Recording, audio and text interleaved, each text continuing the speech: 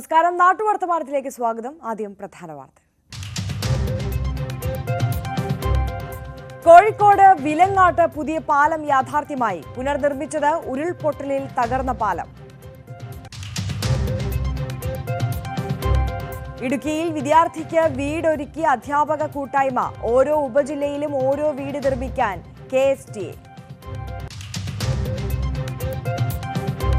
കണ്ണൂർ പൂവത്ത് അപകടങ്ങളേറുന്നു. സുരക്ഷ ഒരുക്കാതെ അധികൃതർ. വടകരയിൽ കൃഷി വെട്ടി നശിപ്പിച്ച റെയിൽവേ നടപടിയിൽ പ്രതിഷേധം. ഉപജീവനം വഴിമുട്ടി കർഷകർ. വിശദമായി നോക്കാം. കോഴിക്കോട് വടകരയിൽ റെയിൽവേ ലൈനിനോട് ചേർന്ന് താമസിക്കുന്നവരുടെ കാർഷിക വിളകൾ വെട്ടിയതിൽ പ്രതിഷേധം. പുതുപ്പണത്തും ഇരിങ്ങലിലും ഉൾപ്പെടെ പലയിടത്തും തെങ്ങും വാഴയും മരങ്ങളും മുറിച്ചുമാറ്റി.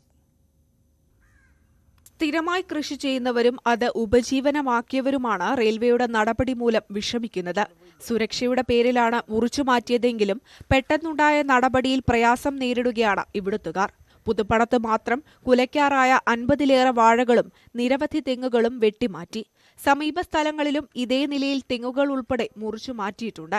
ഒരു 25 കൊല്ലമായാലും വരെ റെയിലിൻ്റെ മുകളിൽ എത്താത്ത വാഴ, ആ വാഴയാണ് ഇപ്പോൾ ഒരു 50ഓളം കൊലക്കാറായ വാഴയും കൊലച്ചടക്കുള്ള വാഴ വെട്ടി നിർത്തി കഴിഞ്ഞ്. ഇപ്പോൾ വീടുകളിൽ പറമ്പിൽ കയറിയിട്ട് ഒരു അനുമതി ഇല്ലാണ്ടാണ് നമ്മൾ സാധനങ്ങൾ മരങ്ങളെല്ലാം വെട്ടി മുറിച്ച് കളഞ്ഞത്. ഇപ്പോൾ എൻ്റെ വീട്ടിൽ തന്നെ കഴിഞ്ഞ വർഷം നോട്ടീസ് തന്ന് 2 തെങ്ങ് മുറിക്കാൻ പറഞ്ഞ് 3500 രൂപയും തന്ന് ഞാൻ 2 തെങ്ങ് മുറിച്ചു. ഇവയിൽ നിന്ന് മാത്രം ഉപജീവന മാർഗം കണ്ടെത്തിയ പലർക്കും വലിയ നഷ്ടമാണ് ഉണ്ടായത്. കാർഷിക വിളകൾ വെട്ടിമാറ്റിയതിനൊപ്പം ദേശീയപാതയിലേക്ക് കടക്കാനുള്ള സൗകര്യവും പലയിടത്തും റെയിൽവേ തടഞ്ഞിട്ടുണ്ട്.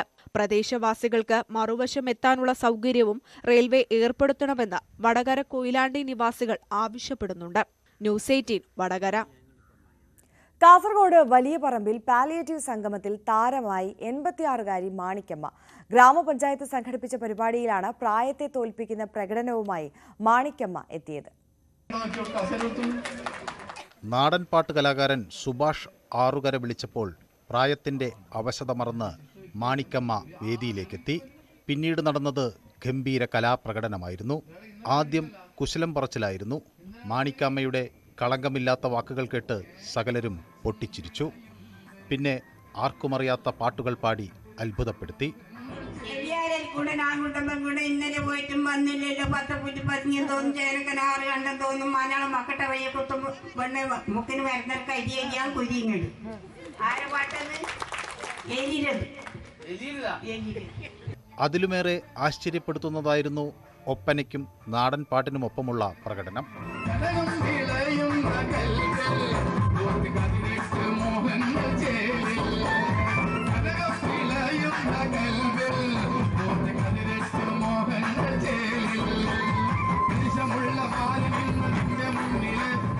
പ്രായത്തിന്റെ അവശതയ്ക്കപ്പുറമാണ് മനസ്സിന്റെ ഉത്സാഹമെന്ന് ബോധ്യപ്പെടുത്തുന്നതായിരുന്നു വലിയ പറമ്പ പഞ്ചായത്തിന്റെ പാലിയേറ്റീവ് സംഗമവേദി.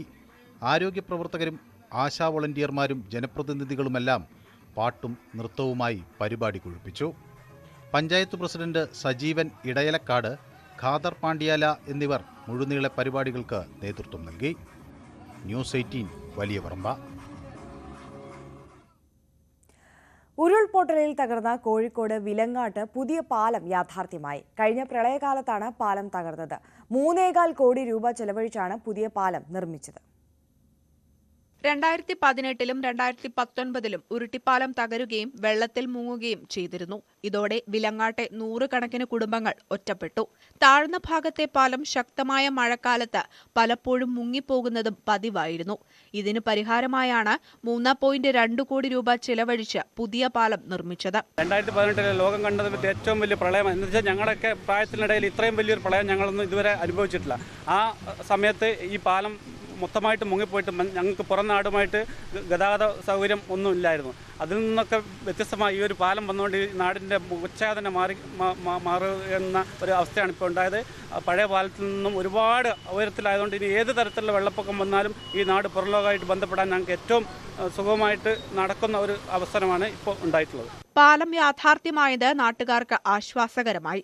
പാലത്തിന്റെ ഉദ്ഘാടനം വിലങ്ങോട് നിവാസികൾക്ക് ആഘോഷമായി മാറി. മന്ത്രി PA മുഹമ്മദ് റിയാസ് ഉദ്ഘാടനം നിർവഹിച്ചു. ഒരു പാലം എന്ന് പറഞ്ഞാൽ രണ്ട് കരകളെ ബന്ധിപ്പിക്കുന്നു എന്നുള്ളത് മാത്രമല്ല, ഒരു നാടിനെ സംബന്ധിച്ചിടത്തോളം അത് ഏറെ ആശ്വാസകരമായ ഒരു പദ്ധതി കൂടിയാണ്. നാദാപുരം മണ്ഡലത്തിലെ വിവിധ പ്രദേശങ്ങളെ ഉൾപ്പെടുത്തി ടൂറിസം ഡെസ്റ്റിനേഷൻ രൂപപ്പെടുത്തുമെന്ന് മന്ത്രി പറഞ്ഞു. വിലങ്ങാട് മേഖലയിലും ഇത്തരം ടൂറിസം കേന്ദ്രങ്ങളുണ്ട്. ഉരുട്ടിപ്പാലം ടൂറിസം പദ്ധതികൾക്കും ഗുണകരമാവും. ന്യൂസ് 18 വടകര. ന്യൂസ് 18 വേണ്ടി യു പ്രതിഭ.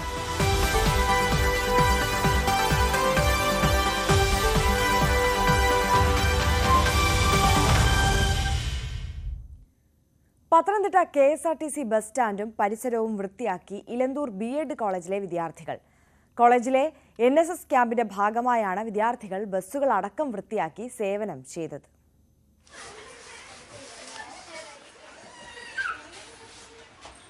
പൊതുസ്ഥലങ്ങൾ വൃത്തിയായി സൂക്ഷിക്കുക എന്ന ബോധം വിദ്യാർത്ഥികളിൽ വളർത്തിയെടുക്കുക എന്ന ലക്ഷ്യത്തിന്റെ ഭാഗമായാണ് പത്തനംതിട്ട KSRTC ബസ് സ്റ്റാൻഡും പരിസരവും ഇലന്തൂർ B.Ed കോളേജിലെ വിദ്യാർത്ഥികൾ വൃത്തിയാക്കിയത്.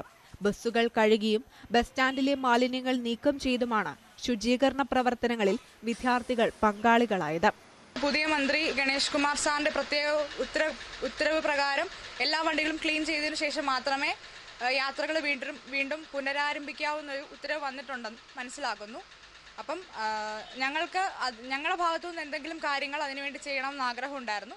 അതുകൊണ്ടാണ് ഇന്നത്തെ ഒരു ദിവസം ഇതിനുവേണ്ടി ഞങ്ങൾ മാറ്റിവെച്ചിരിക്കുന്നത്. കോളേജിലെ NSS ക്യാമ്പിന്റെ ഭാഗമായാണ് ശുചീകരണം നടത്തിയത്.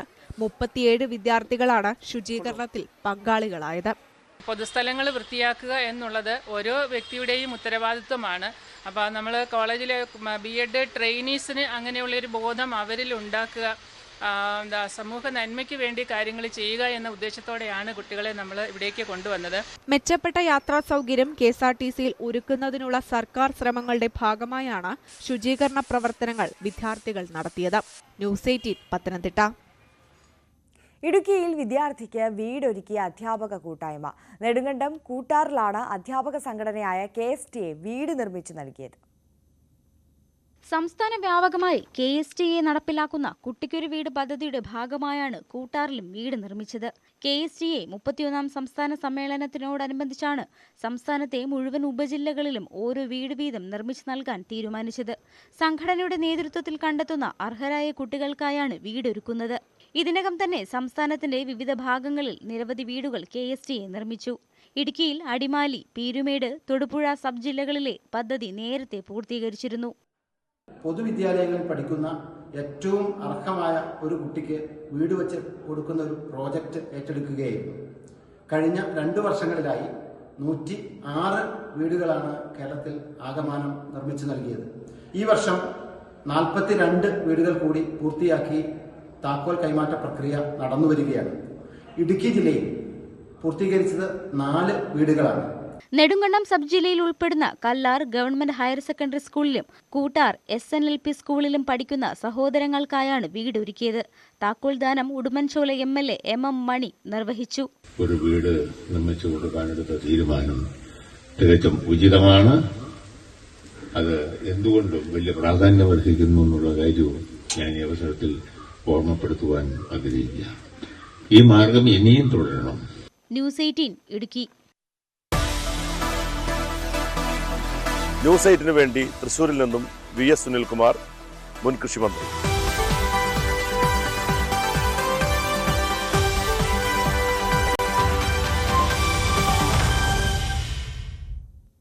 കലാസാംസ്കാരിക മേഖലയിൽ സജീവമായ പാലക്കാട് വാടാനം കുറിശ്ശിയിലെ ആരഭി ഗ്രന്ഥശാല കലാസമിതി സുവർണ ജൂബിലി നിറവിൽ. വിവിധ കലാപരിപാടികളോടെ ആഘോഷം നടന്നു. ജനകീയ കലാസമിതിയായി ആരംഭിച്ച് ഒരു നാടിന്റെ കലാ, കായിക, സാംസ്കാരിക, സാമൂഹിക വിദ്യാഭ്യാസ മേഖലയിൽ ശ്രദ്ധേയ പ്രവർത്തനം കാഴ്ചവെച്ചതാണ് ആരഭി കലാസമിതി ഗ്രന്ഥശാല. ഗ്രന്ഥശാലയുടെ സിൽവർ ജൂബിലി ആഘോഷം വർണ്ണാഭമായി. ഉത്സവാന്തരീക്ഷത്തിലായിരുന്നു ആഘോഷം.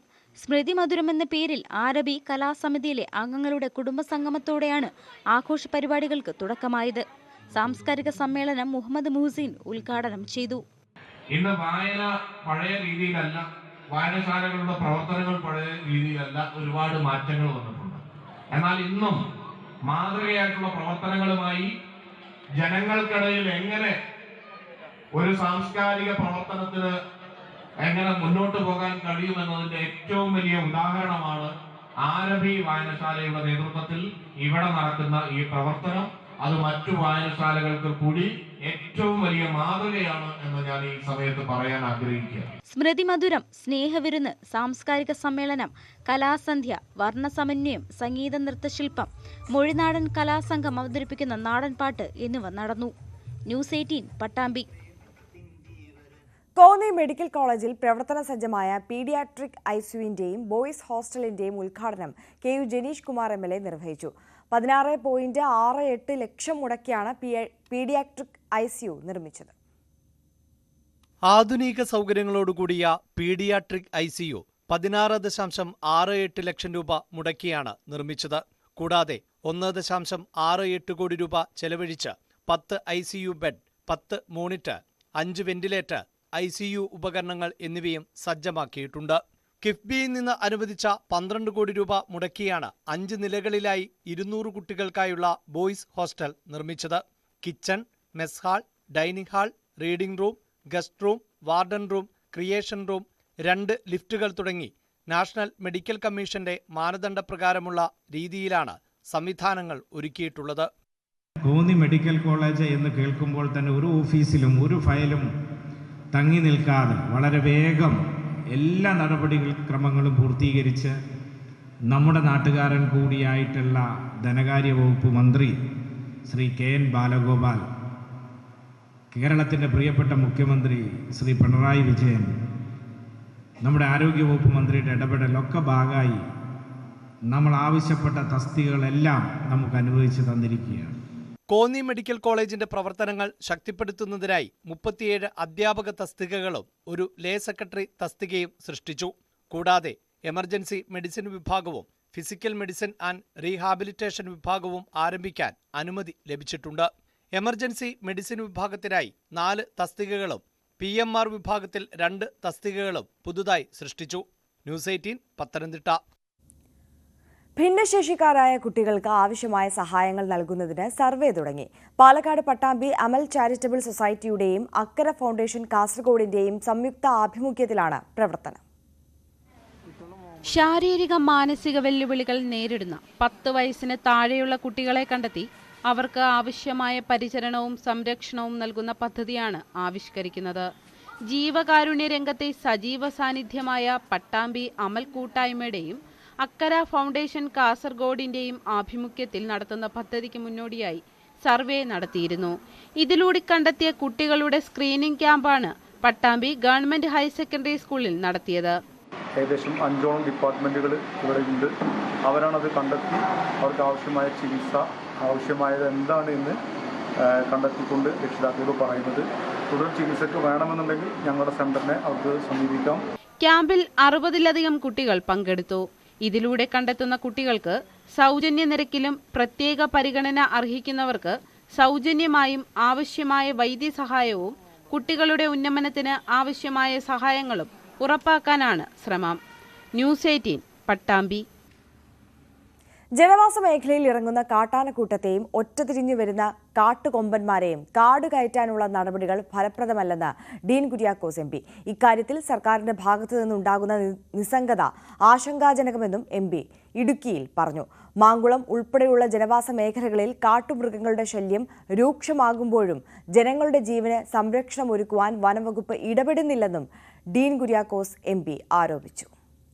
നിരന്തരമായി കാട്ടാന ആക്രമണം മനുഷ്യജീവനുകൾ കവർന്നെടുത്തു കൊണ്ടുപോകുന്ന തരത്തിലേക്ക് പെരുകുമ്പോഴും സർക്കാരിൻ്റെ ഭാഗത്തു നിന്നുമുള്ള നിസ്സംഗത അങ്ങേയറ്റം ആശങ്കാജനകമാണ്. യാതൊരു തരത്തിലുമുള്ള പ്രതിവിധി സർക്കാർ സംവിധാനത്തിൻ്റെ ഭാഗത്തു നിന്നും ഫോറസ്റ്റ് ഡിപ്പാർട്ട്മെൻറ്റിൻ്റെ ഭാഗത്തു നിന്നും ഉണ്ടായിട്ടില്ല. ഇങ്ങനെ ഒറ്റതിരിഞ്ഞ് നടക്കുന്ന ഒറ്റയാൻ ആനകളെയും അതോടൊപ്പം കൂട്ടമായി വരുന്ന കാട്ടാന കൂട്ടങ്ങളെയും തുരത്തുന്നതിന് വേണ്ടിയിട്ടുള്ള എന്ത് നടപടിയാണ് സർക്കാർ കൈക്കൊണ്ടിട്ടുള്ളത് എന്നറിയാൻ താല്പര്യമുണ്ട്. ഇടുക്കിയിൽ നിന്നും ഡീൻ കുര്യാക്കോസ് MP, ന്യൂസ് 18 വേണ്ടി.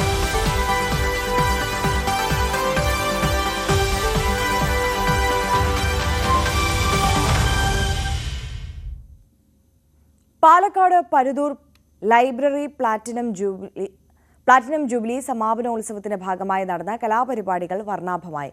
ലൈബ്രറി മുറ്റത്ത് നടന്ന സാംസ്കാരിക സന്ധ്യ പ്രശസ്ത എഴുത്തുകാരൻ ഷിഹാബുദ്ദീൻ പൊയ്ത്തുംകടവ് ഉദ്ഘാടനം ചെയ്തു.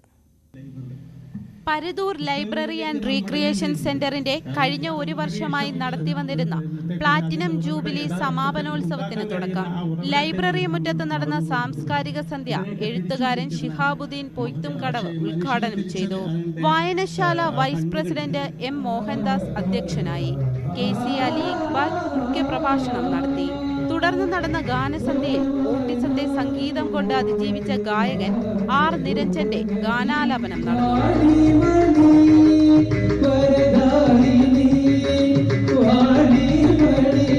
നിരഞ്ജനെ വായനശാലയ്ക്ക് വേണ്ടി PV ഭാസ്കരൻ മൊമെന്റോ നൽകി അനുമോദിച്ചു. തുടർന്ന് നൃത്തനൃത്യങ്ങളും നാടകങ്ങളായ ഇന്റർവ്യൂ, മാർത്താണ്ഡന്റെ സ്വപ്നങ്ങൾ എന്നിവയും അരങ്ങേറി.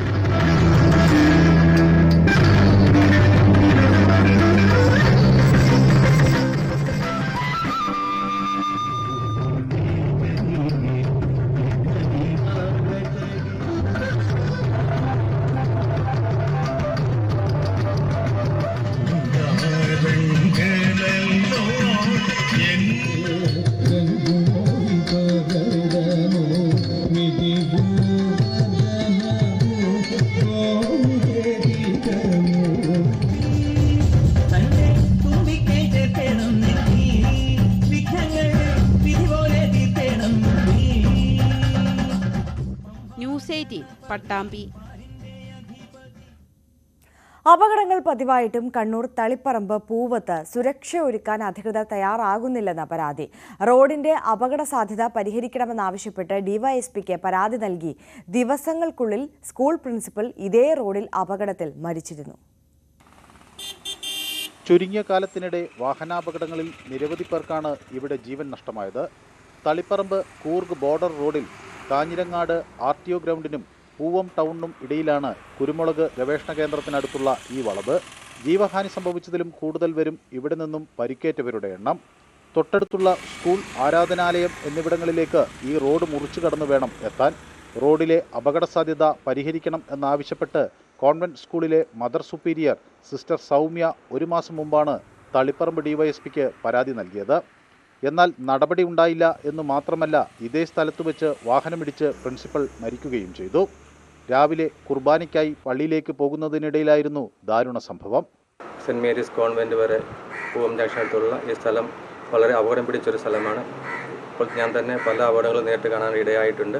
ഇപ്പോൾ സിസ്റ്ററിൻ്റെ മരണമാണ് ഏറ്റവും അവസാനമായിട്ട് സംഭവിച്ച ഏറ്റവും ദാരുണമായിട്ടുള്ള സംഭവം.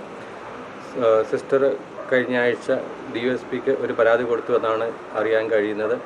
സിസ്റ്ററിൻ്റെ ഈ ദാരുണ മരണം അത് അവസാനത്തെ ആയിരിക്കട്ടെ എന്ന് പ്രാർത്ഥിക്കുകയാണ്.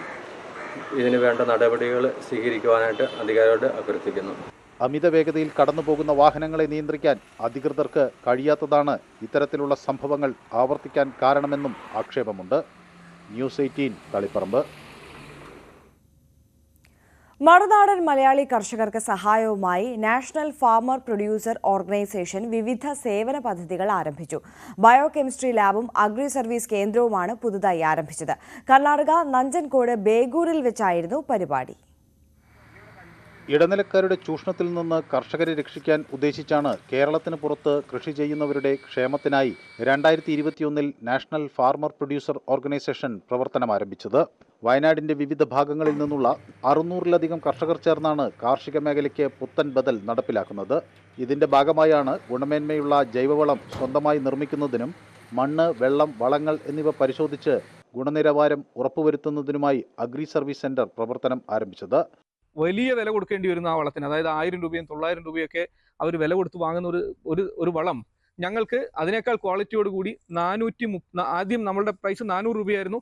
റോ മെറ്റീരിയലിന്റെ അവൈലബിലിറ്റിയും അതിന്റെ പ്രൈസും കൂടിയതിനാൽ ഇപ്പോൾ നമ്മൾ 430 രൂപയ്ക്ക് കർഷകർക്ക് നല്ല ജൈവവളം ഉണ്ടാക്കി കൊടുക്കാൻ കഴിയുന്നു എന്നുള്ളതാണ് ഇതിന്റെ ഏറ്റവും വലിയ ഹൈലൈറ്റ്. ബയോ കെമിസ്ട്രി ലാബിന്റെ ഉദ്ഘാടനം Begur agricultural assistant director G. ഗിരീഷും അഗ്രി സർവീസ് കേന്ദ്രത്തിന്റെ ഉദ്ഘാടനം സിന്ധുവള്ളി ഗ്രാമപഞ്ചായത്ത് പ്രസിഡന്റ് ഹൊക്കർ നായക്കും നിർവഹിച്ചു. ഞങ്ങൾക്ക് ആവശ്യമുള്ള, കർഷകർക്ക് ആവശ്യമുള്ള സാധന സാമഗ്രികൾ കമ്പനികളിൽ നിന്ന് നേരിട്ട് ഇടനിലക്കാരില്ലാതെ ഞങ്ങൾ ഇറക്കി ഞങ്ങൾ നേരിട്ട് കർഷകർക്ക് സപ്ലൈ ചെയ്യുകയാണ് ചെയ്യുന്നത്.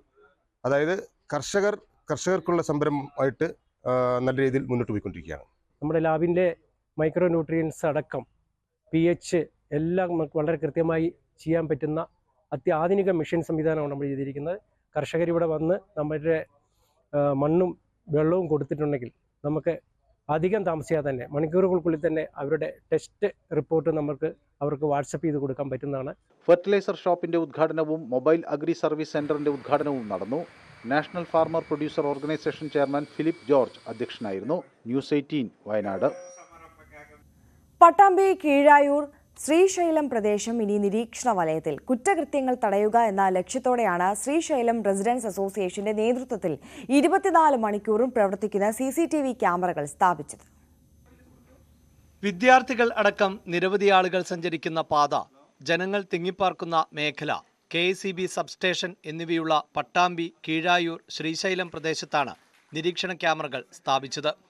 മോഷണം, പിടിച്ചുപറി, അക്രമം, സാമൂഹ്യവിരുദ്ധ ശല്യം എന്നിവയിൽ നിന്ന് ജനങ്ങളുടെ സുരക്ഷ ഉറപ്പുവരുത്താൻ ഉദ്ദേശിച്ചാണ് ശ്രീശൈലം റെസിഡൻഷ്യൽ അസോസിയേഷന്റെ നേതൃത്വത്തിൽ പ്രദേശത്ത് CCTV ക്യാമറകൾ സ്ഥാപിച്ചത്.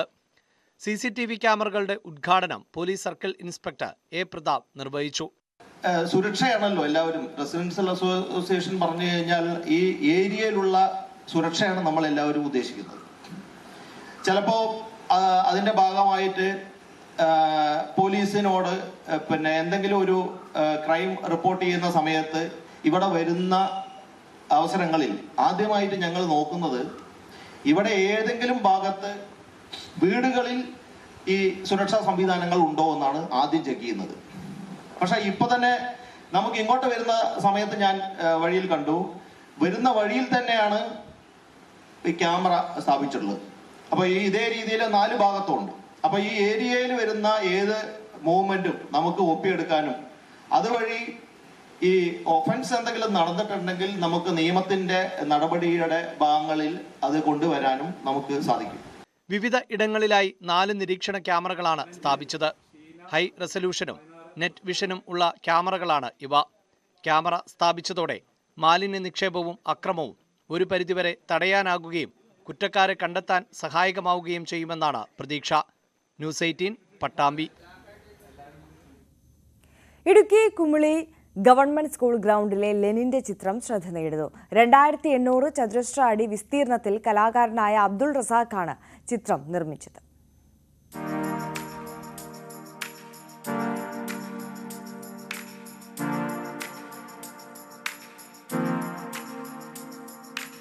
സ്കൂൾ ഗ്രൗണ്ടാകെ നിറഞ്ഞു നിൽക്കുന്ന റഷ്യൻ നേതാവ് ലെനിന്റെ കൂറ്റൻ ചിത്രം മണിക്കൂറുകൾ നീണ്ട പ്രയത്നം കൊണ്ട് യാഥാർത്ഥ്യമാക്കിയിരിക്കുകയാണ് ചിത്രകാരനായ അബ്ദുൾ റസാഖ്.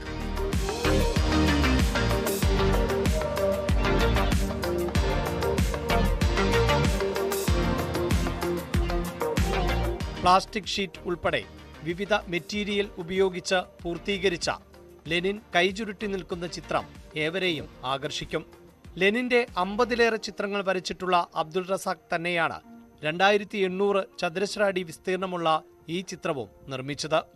സംസ്ഥാനത്തെ വിവിധ പ്രദേശങ്ങളിൽ നിരവധി തവണ ലെനിന്റെ ചിത്രങ്ങളുടെ പ്രദർശനവും റസാഖ് നടത്തിയിട്ടുണ്ട്. ലെനിനോടുള്ള ആദരസൂചകമായിട്ടാണ് ഇവിടെ ഇന്ന് ഇത്തരത്തിൽ കുമിളി ഗവൺമെന്റ് ഹൈസ്കൂൾ ഗ്രൗണ്ടിൽ 2800 ചതുരശ്ര അടി വലിപ്പമുള്ള ലെനിന്റെ ചിത്രം തീർത്തിട്ടുള്ളത്. ഇത്തരത്തിലെന്ന് പറയുന്നത് ഒന്ന് ലെനിനോടുള്ള സ്നേഹാദരമുണ്ട്, അതോടൊപ്പം തന്നെ കലാരംഗത്തെ വ്യത്യസ്തമായിട്ടുള്ള പ്രവർത്തനങ്ങൾ ചെയ്യണമെന്നുള്ളൊരു താല്പര്യത്തിൻ്റെയൊക്കെ ഭാഗമായിട്ടാണ് ഇത്തരത്തിലുള്ളൊരു പരിപാടിയായിട്ടെടുത്തത്. ഇതിനകം 12000ലേറെ ചിത്രങ്ങൾ വരച്ചിട്ടുള്ള അബ്ദുൾ റസാഖ് ചിത്രകലയിൽ നിരവധി റെക്കോർഡുകൾക്കും ഉടമയാണ്. ജനുവരി 30-ന് കുമളിയിൽ മഹാത്മാഗാന്ധിയുടെ കൂറ്റൻ ചിത്രവും റസാഖ് വരയ്ക്കുന്നുണ്ട്.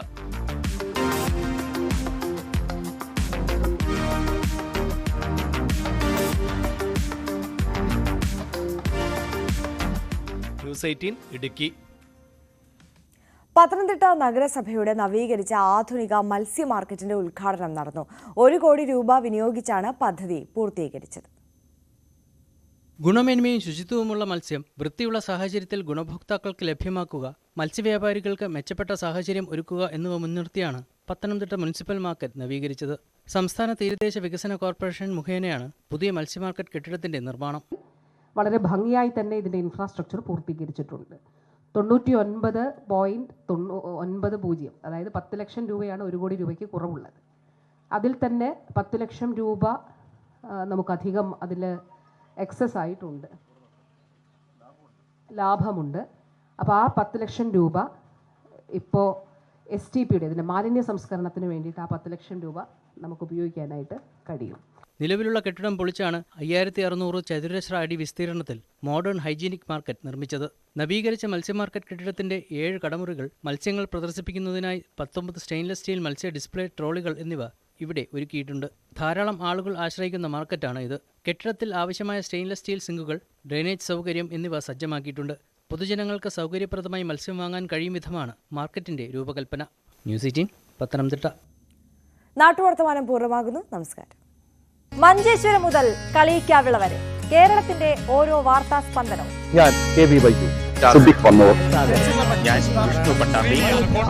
ഓരോ മലയാളിയും റിപ്പോർട്ടർമാരാകുന്ന വാർത്താനുഭവം. വലിപ്പ ചെറുപ്പമില്ലാത്ത സകലമാന വാർത്തകളുടെ അരമണിക്കൂർ. സകലമാന കേരളം.